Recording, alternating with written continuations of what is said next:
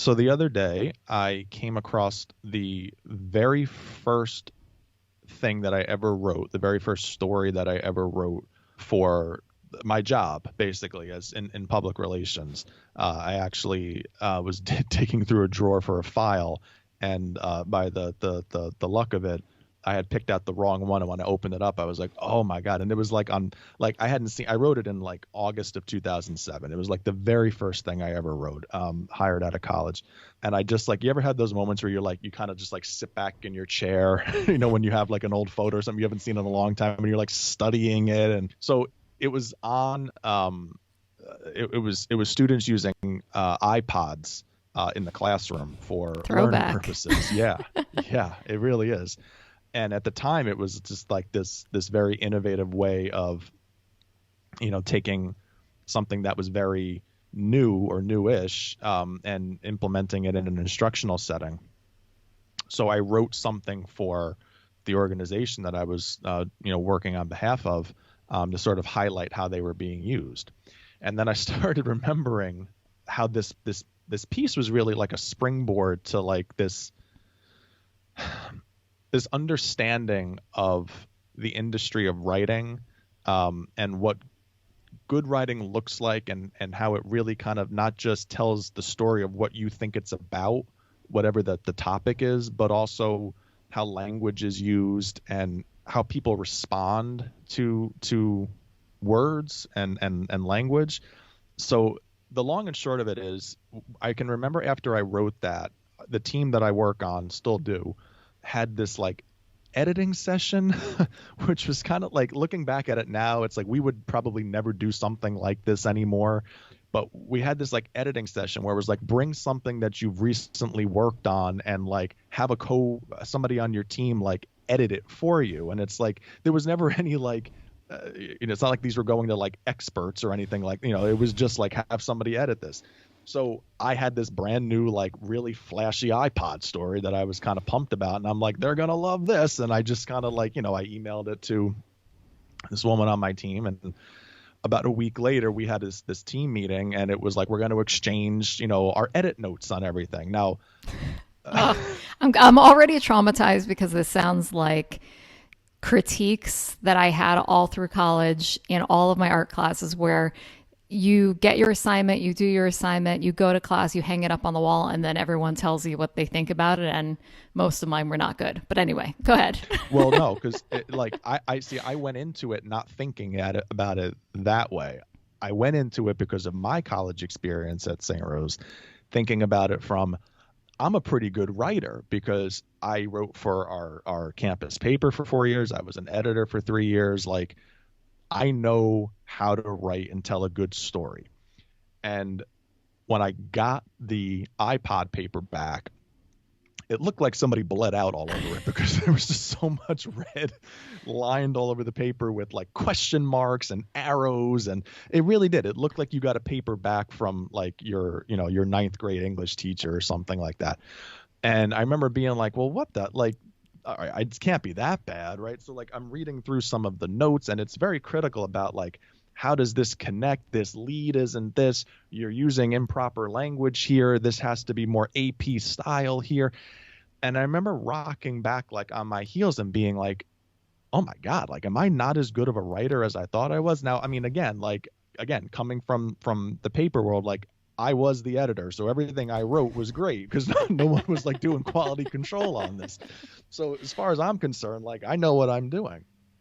And then I have somebody kind of critiquing my writing, and all of a sudden I'm like, oh my God, I'm in a job where it's like, it's public relations. Like, a big part of what I do is writing. If I can't do this, I'm not going to be here that much longer. And so it kind of like set me down on this path of like, every time I would write something from there on out, I'd have these sort of notes from this one person on our team who was very journalistically driven and very AP style driven, because that's what we followed on our team, because our team was comprised of a bunch of ex print journalists.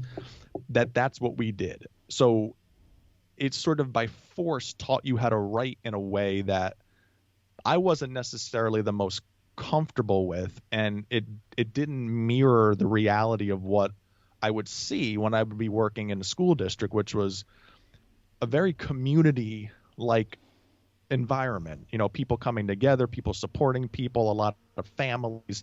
It didn't have, for those of you who don't know much about AP style, and it's a very formal written style. It's what you see basically when you read a newspaper, according to the White House, or it's the institutional lead into it. So like for a school district, it would say, the XYZ Central School District is proud to announce blah, blah, blah, blah, blah, or, on April 14th, the XYZ Central School District, blah, blah, blah. It's a very formal, more formal way of writing, a more journalistic way of writing. But I think what I was really having a very hard time with is that we weren't journalists, and we were public relations professionals. We were very much on building relationships.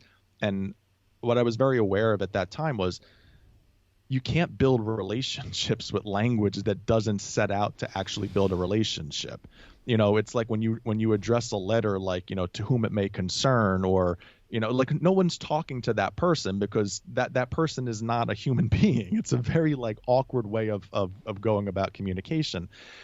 So I think what was frustrating was that writing was a passion of mine.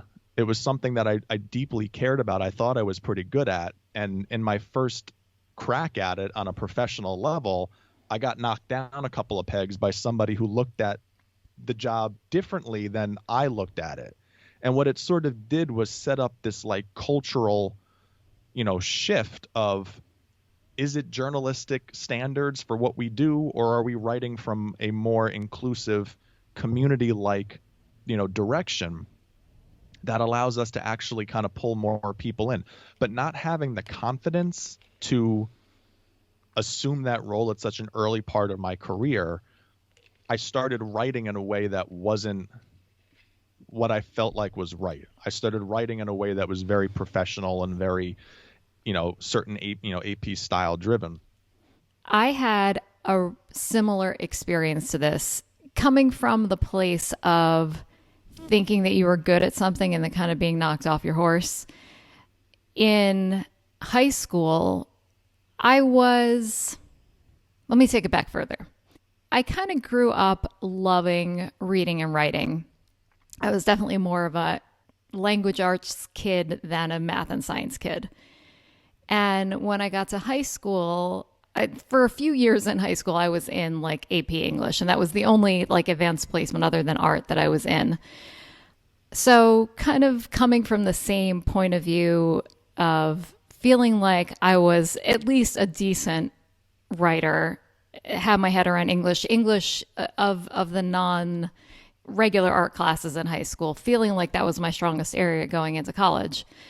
And all of us, I don't know if this was at all liberal arts colleges, but at our college, we all had to take this writing class like first semester freshman year. And I don't remember what it was called. Expository writing. Is that what it is? Yeah. Or what it was? I don't know. Yep. Maybe still is. Yep. And I remember writing my first couple of papers in those first few weeks of school and getting like C's on them, which was not typical, and feeling like that same thing that you were describing, like maybe I'm not a good writer, or maybe I've been doing it wrong. But either way, it really just those couple instances. And I continue to not do well in that entire class. I think I ended up getting a C in the class, except for one paper. And this is interesting that you kind of brought up this having to stay in the AP style and having to stay in the structure, because I don't know if the person who marked up your paper was only looking at it through the lens of, okay, you're not following the rules and you're doing this incorrectly, or if she was saying, you're not being imaginative or you're not putting heart into it. Because right. I think that those are two different things to be corrected. And the one paper that I got an A on was a assignment that was not part of our syllabus, that came on a whim, because when I started school in the end of August of 2001. So September 11th happened like a few weeks into my school year, which was what I ended up writing my book about. but she just kind of gave us this very open-ended assignment that was write about whatever you want at like right after 9/11 happened. And I don't remember exactly what I wrote, but it was I did not pay attention at all to, structure or rules, or really, I think the reason that I was struggling in this class was that it was almost coming at it from like a scientific point of view or a mathematical point of view. Make sure you're following all these rules. And I was so distracted by that I didn't put any heart into it. And this paper that I wrote about 9/11 was all heart. And either she overlooked, the structural part of it, or maybe I got it right because I wasn't so, hung up on it. But I think that happens to us so much, not just in writing, but in all art. In graphic design, we have this concept that we learned in school, like when it comes to layout, the grid. You have to stay in the grid. You always have to have something that lines up with something else. And I still mostly stay within that, and I think that that's a really important principle to learn. But it's like, learn the principle, but the principle is not the thing that is going to make it art. It's when you break the grid. It's when you put your heart into your writing or whatever it is that you're creating that's going to make it exceptional. Yeah. And I wonder the damage that it does when you are passionate about something, but you sort of succumb to the environment that you're in, and what that does to the caliber of your work, or the possibility that, the potential that you could sort of, recognize. Because I felt that, pretty immediately after getting those edits back, that like, oh man, I just started working here and all these other people understand this and this is how they approach it. Like, I'm sure nobody's, it seems so weird to have an editing session as a grown, like as an adult, like as if it's like something that you handed to a teacher and that person is a professional who gets it. Like, it just seems so subjective. But, like anybody can relate to it. When you're new somewhere, you want to fit in, right? So you sort of just assume that like everybody else gets it this way, I have to kind of do it that way.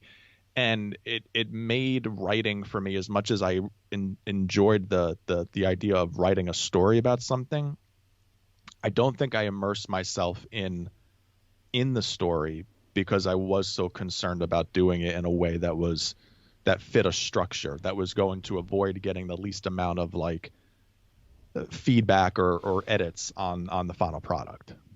Yeah.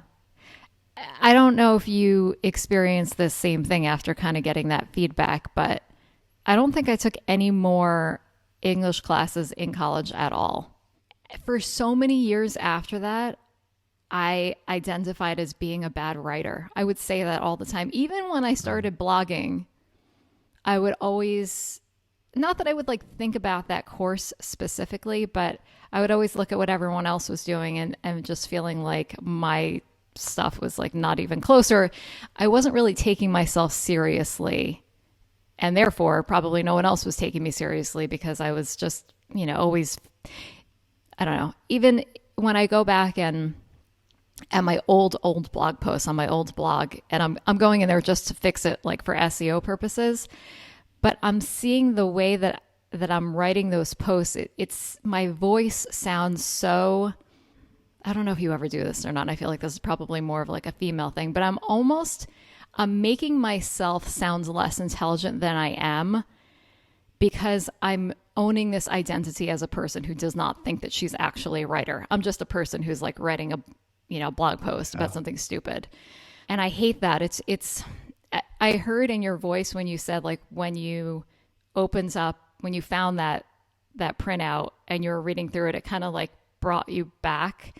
I don't know. Did it kind of make you do the same thing? Like you were kind of not judging, but thinking about the person that you were back then when you wrote it and what you were feeling and like what that person's feedback kind of did to you?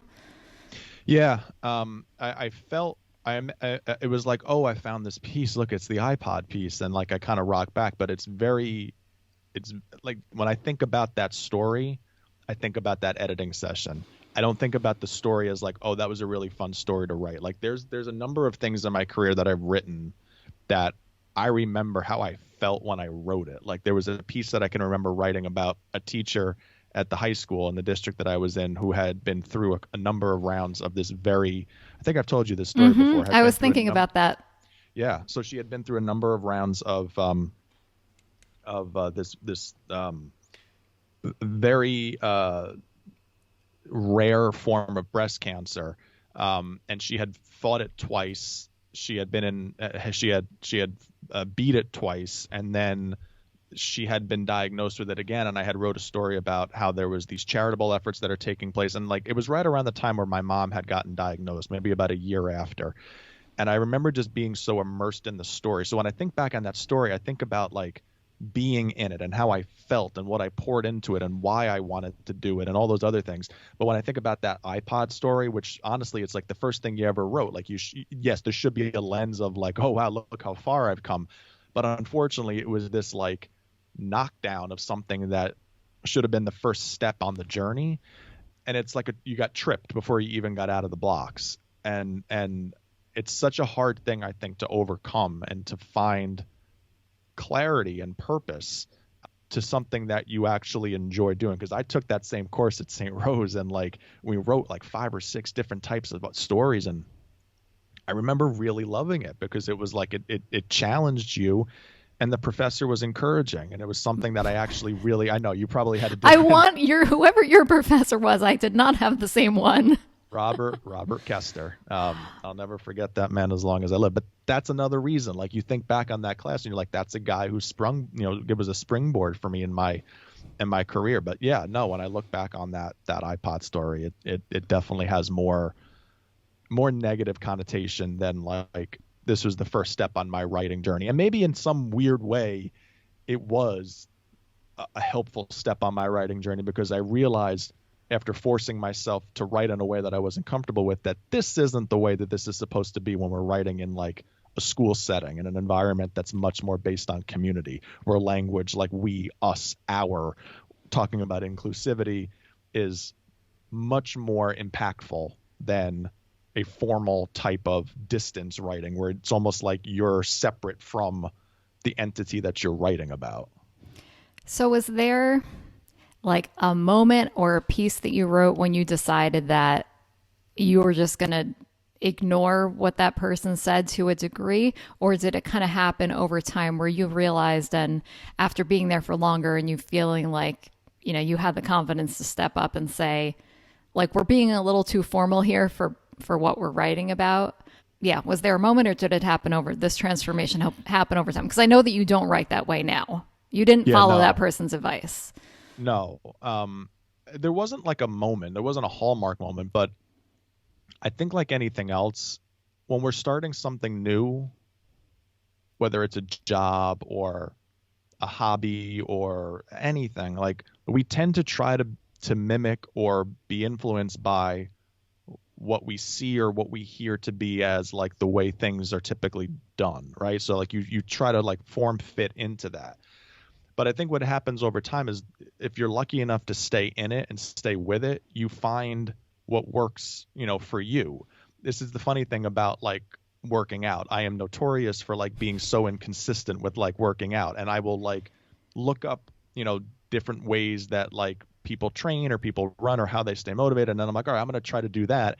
And like, it doesn't work for me. But like where I have found my most sustained success is when it's like, I'm just going to do this, for me in the way that I want to do this. And when I say sustain, that's a stretch, because it's not like it's still consistent. The 2 days, yeah. Yeah, it's a big accomplishment in my life. But I feel like it's much more like mine. I think it's the same way when we're talking about like, a job or an interest. Like eventually you find your own sphere, you find your own voice. And I think for me, I just looked around, you realize that you're every day you're showing up to a community that cares a lot about the product that goes on in that school district and on the athletic fields and in the auditorium and in the art classrooms. And you want people to feel like they're a part of it. And if your sense of writing is automatically distancing yourself from it all because you're following a structure in an industry that's not your industry, like that was the mistake. And it's not like what you know at the time, but if you have a team full of former journalists who are writing on behalf of schools and they're covering it as if they're a third party, that's what you're going to get. But the parents aren't third parties. They're a part of it. So like you got to like write in a way that makes it for the audience that you're communicating it to. So my lesson out of it, I think it was my first original lesson about, the old like hanging above the bedboard, like know your audience. Like it was my first lesson of understanding like who am I talking to and how do they need to be, where are they and how do they need to hear this? And it's just very much guided. It's the first question in everything that we do is who is the audience and what do they need to hear? Because the answer is not something that is removed from what their reality is. Yeah, it's not like a boilerplate thing. I think that this applies to really any art form. And you mentioned like starting something new, whether it's a new job or it's a new hobby. I think that we come into these situations feeling, not the most confident and knowing that we have to put our time in. But I think, when I asked you that question, like, was there a moment or did it kind of happen over time? I think it will always happen over time for everyone going through a growth period like this.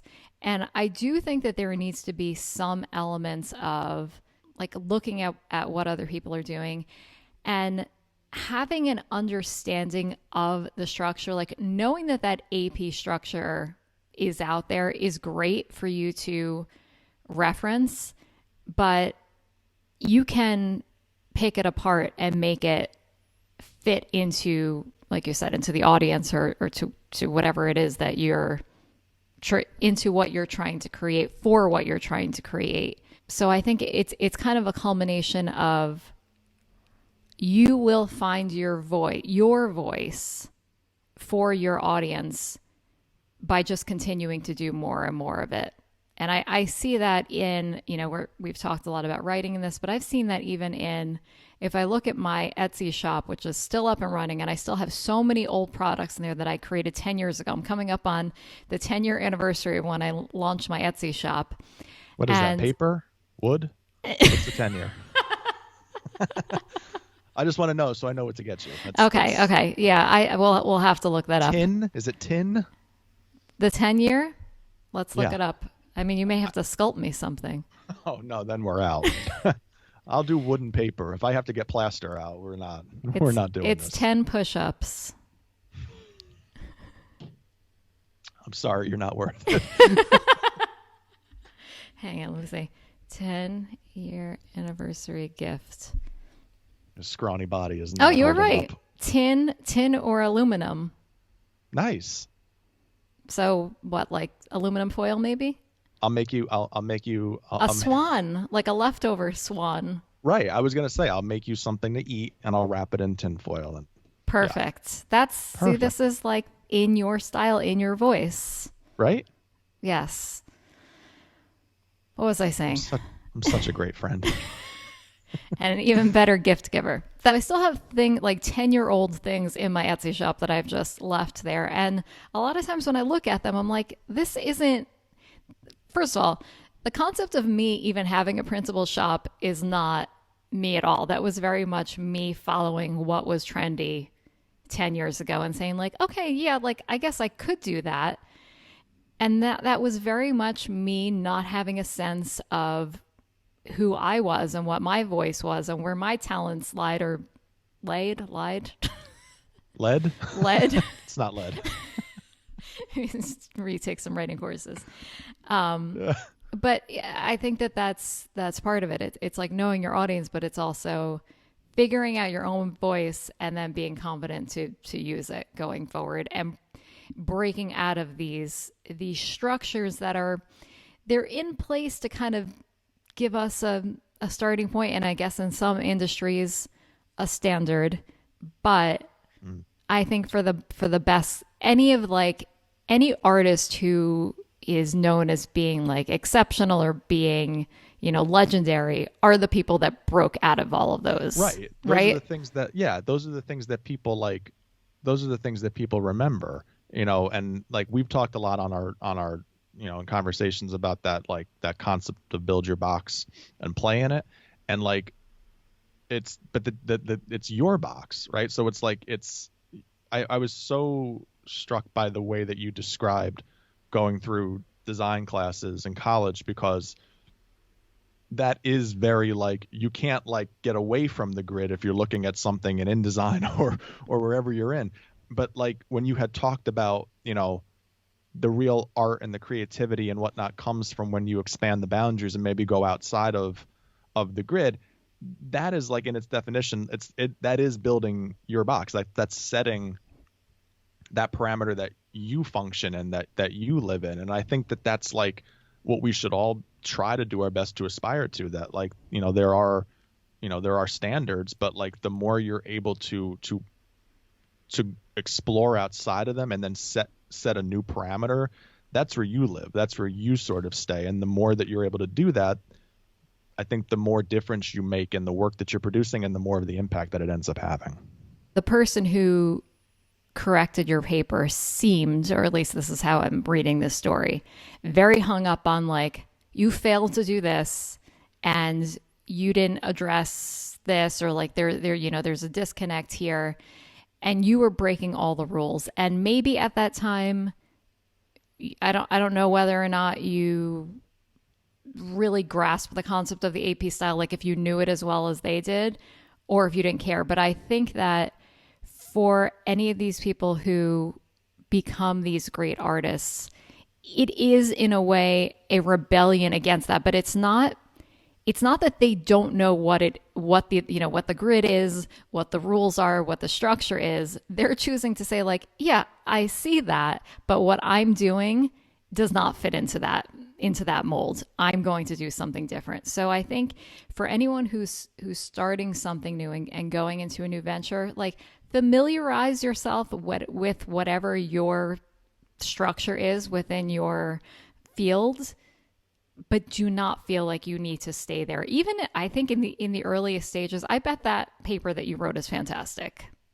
Thank you. I should dig that out. I'll take a screenshot of it and send it to you. I remember having fun writing it because it felt so different. It felt so like cutting edge and new. And I think the way it ended up, it's probably more of one of those things you just sort of have to like redefine in your mind of like, well, this was growth. Like this was my first step into this process. And by doing that and being met with that level of like editing resistance, it might have knocked me back a peg, but it also allowed me to sort of develop my own point of view, that, for a while I just felt like I was going off of what everyone else was doing. But when you stop and look around and you see your environment for what it is through your eyes and trust your eyes, like everyone has a point of view. It's just about using it. Mm-hmm. That's where you really start to like, what you're talking about, what you see, why you want to make a certain decision on something, why the creative concept that you have had kicking around your head for, the last couple of months is something that'll be really good. Follow it, follow your instinct and follow that purpose, because that's where the fun comes from. That's where the growth comes from. And that's where that new box ends up getting sort of defined, where you get the joy to play in it. Well, when I was a kid, we did a tour of Gettysburg, and like with your family? Yeah. I didn't like dress up or anything. No. I mean, like, was it a school thing or? No, with my family. Like, I can't imagine this happening now, although maybe they still do it this way. But we were in the car, and the tour guide got in the car with us, and like you just let a stranger in your car. Right? I don't think it would be like allowed anymore. But he was in the car with us. I think my mom and dad were in the front seat, and he was in like the middle seat, and my sister and I were in the back seat. But I'm picturing him just like sitting between you and Liz, and just like, and being into like dressed up in a costume, and you just being like, no. Yeah. And he's just narrating like what this is or what that is, and then he's asking us questions along the way. And like, I'm miserable at this point because it's hot. I don't care about anything. And he's asking questions, and he's like, now, Steven, how quick do you think you could reload a musket with pellets and this, right? And he's asking and then get off another round. And I was just like, I don't know, like 30 seconds. And then like he like laughed as if like I should know better, and I'm just like, I don't know. I still don't know. What's the answer? It sounds miserable. No wonder why so many people died.